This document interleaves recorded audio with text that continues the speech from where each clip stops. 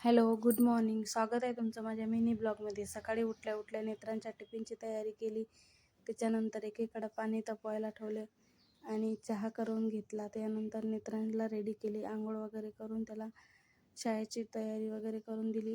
त्यानंतर ते पप्पा गेले त्याला सोडायला. आज गुरुवार असल्यामुळं मग बाहेरचा पोर्च वगैरे धुवून घेतला आणि घरातले सर्व गोमूत्र आणि हळद टाकून असं सर्व दोन्ही रूम पुसून घेतल्या.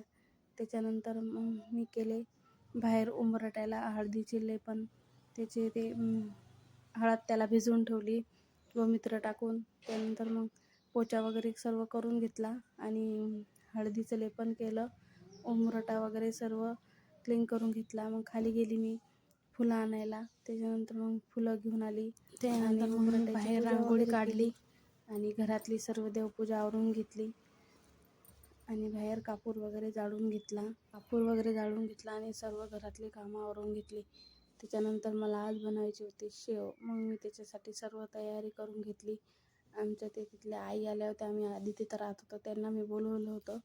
त्यांना खूप छान शेव जमतात म्हणून मग मी त्याला म्हटलं होतं या. मग त्या आल्या होत्या. त्यांना मला सर्व प्रमाण वगैरे सर्व घेऊन या. बेसन पिठामध्ये थोडेसे जिरे आणि ओवा असे पिसून टाकले आणि त्याला मिक्सरमधून फिरवून काढले. नंतर मग असे आम्ही शेव काढल्यानंतर मग सर्व आवरलं, जेवण वगैरे केलं. त्या आई लगेच गेल्या, त्यामुळे मला जायचं होतं. मग जेवण वगैरे केलं, नेत्रांशला झोपून दिलं. त्यानंतर मग मी 4 वाजता केली कैरीची चटणी. एक कैरी कापून घेतली, त्याच्यामध्ये हिरवी मिरची, लसूण, जिरे असं सर्व घातलं आणि त्याला मिक्सरमध्ये वाटून घेतलं.